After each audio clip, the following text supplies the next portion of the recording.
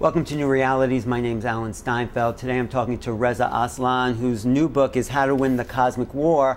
And you talk mostly from a political point of view, but you're not to go back to the 20th and 19th century, but Marx said that the religion is the opiate of the masses. So it seems like the fundamental problem is ideology, is religion, is the conditioning and brainwashing that not just Islam, but all religions have that make people identify with a belief as opposed to something I think we're moving towards, or I like to speak of in this program, is more of a human understanding of who we are.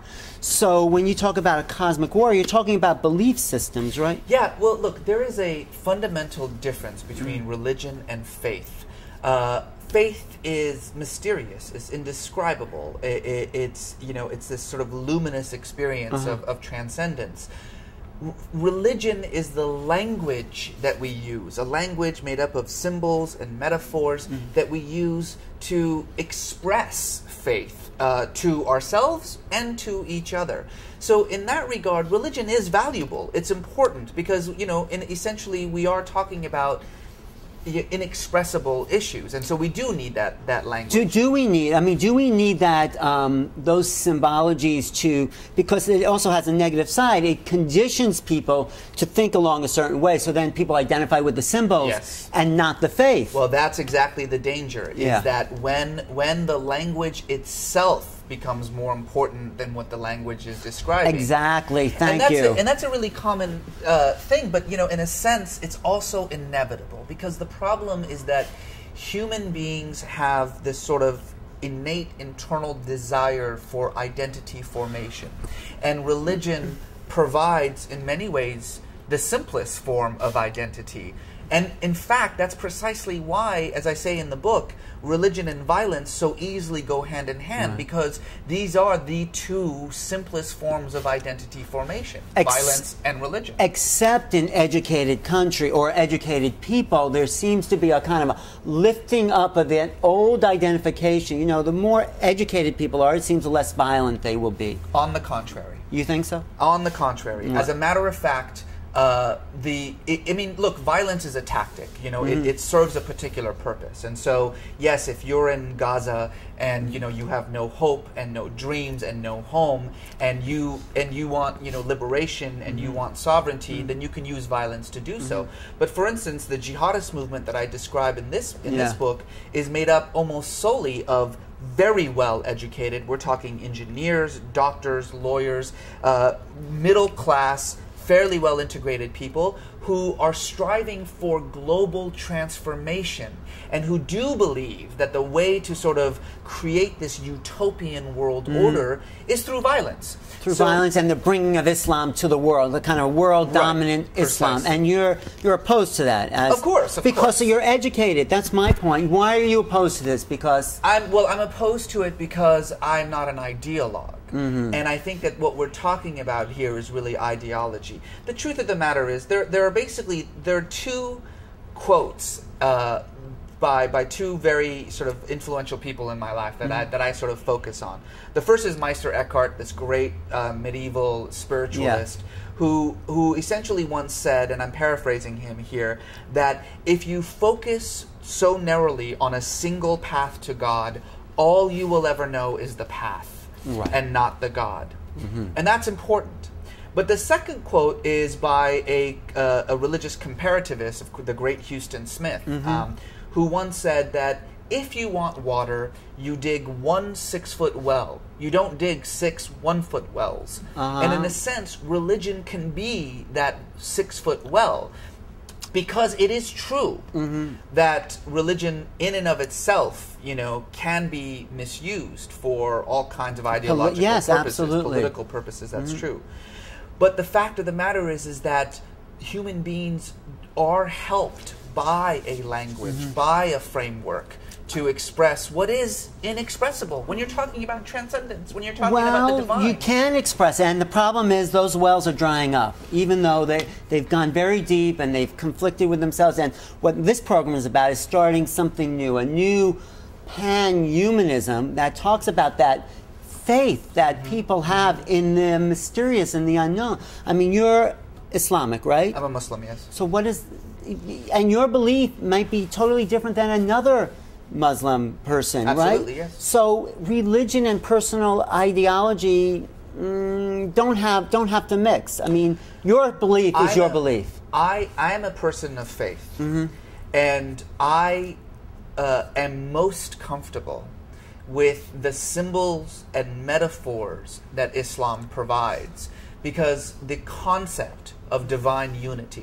which is at the core of Islam, the notion of oneness, that all of creation is a single entity, is very much what I believe. That's not solely Islamic. It's Christian. It's even quantum physics, you know, is saying that. Yes, it's true. So, but the difference, of course, with Christianity is Christianity is based on a conception of incarnation and a dualism. There is the ethereal realm, the material, and then there's the material realm. That's not what Islam says. Islam says all of creation, if it exists, it's God. That's what Islam says. That is what quantum physics sort of says, Strangely right? enough, it's true. And a lot of work has been done, by the way, about the way in which certain spiritual and mystical forms of religion and quantum mechanics have sort of speak the same language. Right, and the higher samadhi states in some Hindu traditions. Very much. Think of that. So could you give up being a Muslim and just be someone who has that understanding of faith? Could you let go of the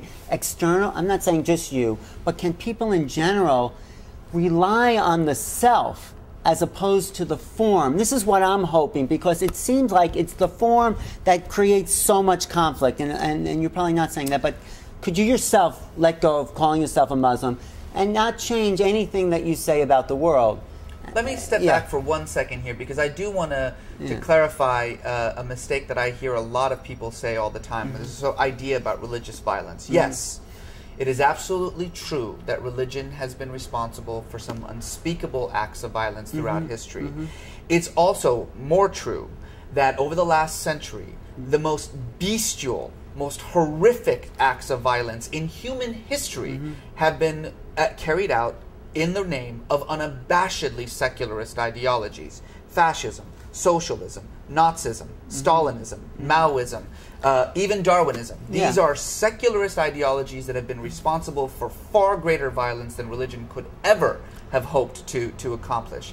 And what that means is that you cannot blame sort of the ideology for the acts of violence carried out in that ideology. If you want to blame religion for acts of violence in religion's name, then you better be ready to blame nationalism for fascism. You better be ready to blame socialism for Nazism. So then what creates people's fanaticism about ideologies that creates the violence? I wish I could be more positive about this, but it is the human condition. We are violent people, and we need categorization. We need identity formation.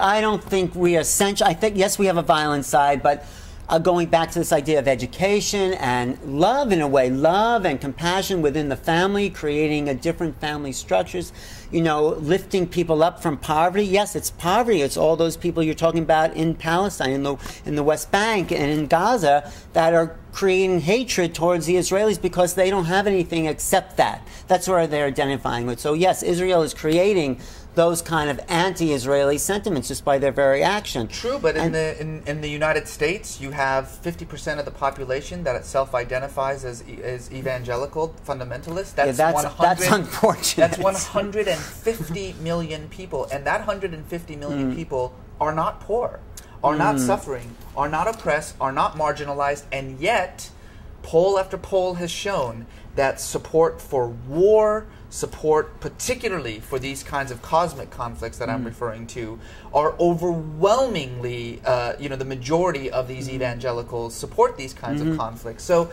I don't know if it's just socioeconomic issues that account for violence. I truly believe that there is something in the human nature, and when I say that human beings are violent, what I mean to say, to be a little bit more complex and nuanced than that, is that the need for identity formation it compels people to identify either nationalistically, because there's a nice, easy to understand identity. Right. Religiously, which is also very easy. We all believe the same thing. We all pray the same way. Therefore, we're one community. Right.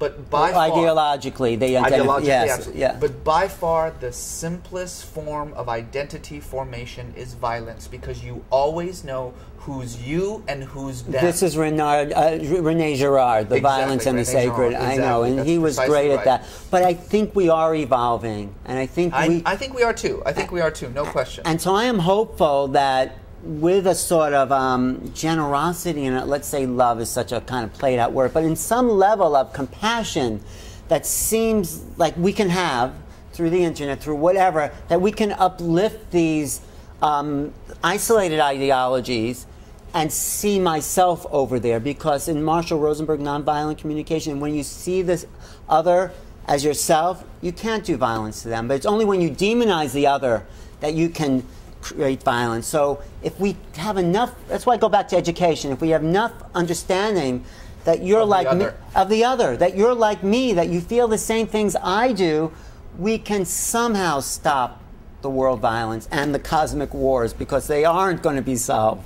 Inshallah, as we say. Thank you for your time. I appreciate it. Any final words about any hope for the future that you would like to see? Well, all I would say is that, you know, while it may be true that people are becoming more religious, it's also true that religion itself is evolving, that we're evolving, that, you know, sometimes we have such a narrow perspective on what's going on in the world.